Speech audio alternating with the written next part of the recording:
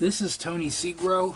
I'm going to do a wooden fence today, and it's not going to be a very long fence. It's just basically to show you technique and what I do and stuff. I use a product that is called Woodpile Fun, and I get this from Hobby Lobby. It's $3.99, and I get 120 of these sticks that are in this pack. And the sticks come like this. Now, these are wider than an HO scale foot, so I'm going to have to cut this down the middle. Maybe if it's O scale or a bigger scale, this might be the right size, okay?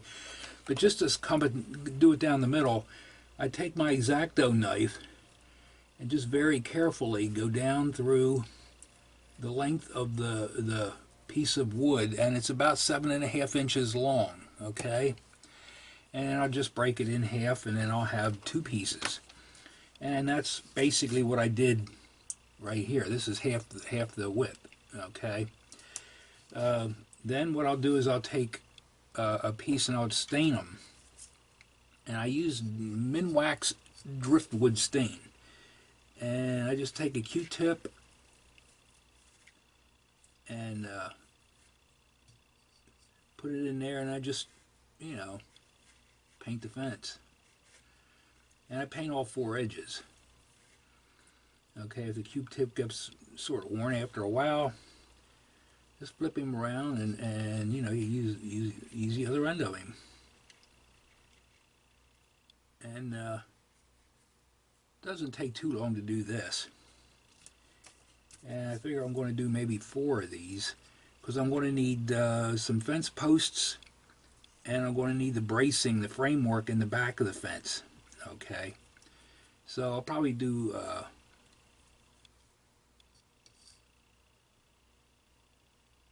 I'll do maybe 4 of these and see how far that gets me. If I need to make more wood, then I'll do that. And this doesn't take long for this to dry. Just one more here to go. Boop. And eventually what I'll do is I'll probably, I mean, you can paint these, and for paints, besides the driftwood stain, which I'm putting on, then I'm going to go back and paint them later, a little bit later on. I'll paint them with driftwood paint and with white. And I'll show you a little technique that might help when it comes to making splotch paint, like the paint's peeling off the fence and stuff. Okay, so we got that done. So I can put the lid back on Minwax and set him back out of the road. Okay, the next thing I'm going to have to do is cut these to length. And like I said, my fence is going to be 3/4 of an inch. So I'm going to come in here, and I just line my ruler up on the edge here, and grab a razor blade back here. Here we go, that's one. And I'm just going to cut it at 3/4 inch.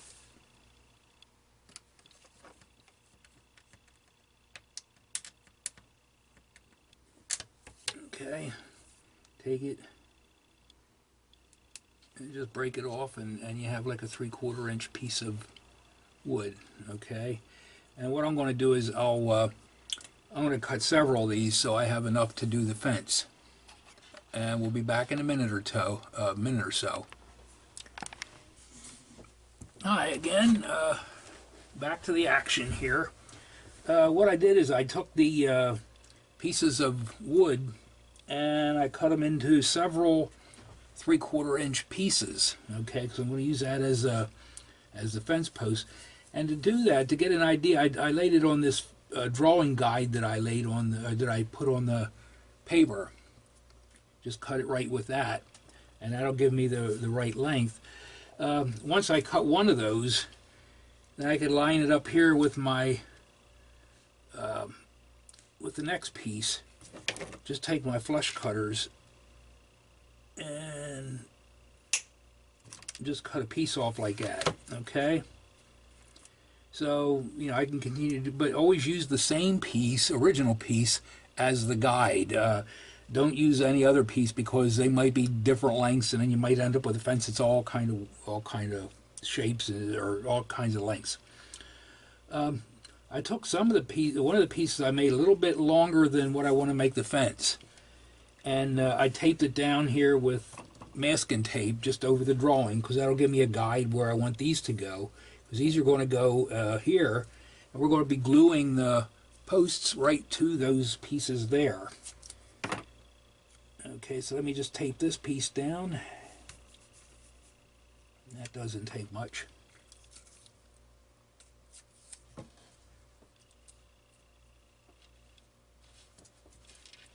Okay, it's like that.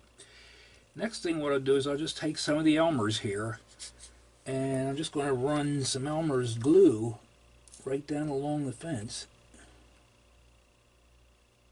like this. And you don't need a lot of glue, but I mean enough to keep the fence there. And I'm just going to start putting these in place using my drawing as a guide. And I'll go from one end to the other. I'll alternate back and forth.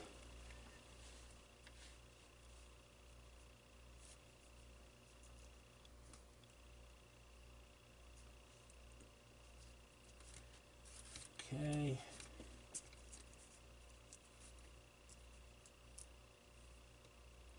That one's in place.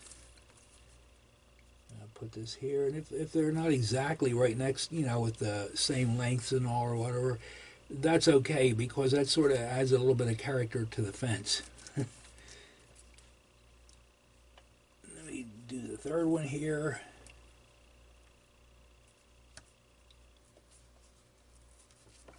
And I'll come back and do this one. Okay, and we'll continue going back and forth till that's all filled in then. Okay, what I did now is I finished putting all the boards on the fence, and I glued it in place. Came to the back, and I added two posts on the fence, and I had to cut an angled piece then that went between there. And I had to cut it so it sat flat between the boards that framed the fence. And so that's what I glued in here. Okay? So the next thing what I'm going to be doing is I'll probably paint the fence.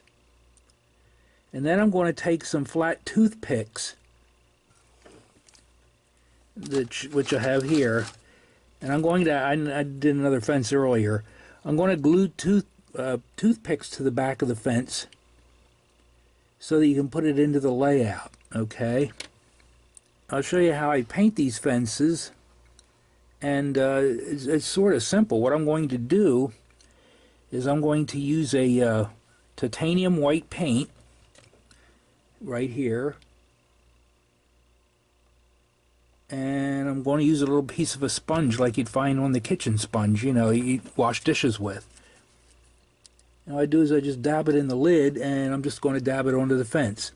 So let me show you how that's done. Okay, to finish out the video, I'll just take this piece of, I just dab it, you know, dab the excess paint off, and I come over here and just dab the fence with the white paint. If I can hold the camera still. And that's basically all I do for painting the fence. And then that should pretty much end the video. Like I said, if you want to add a sign or something to that, just go to Pinterest.com and you can get all kinds of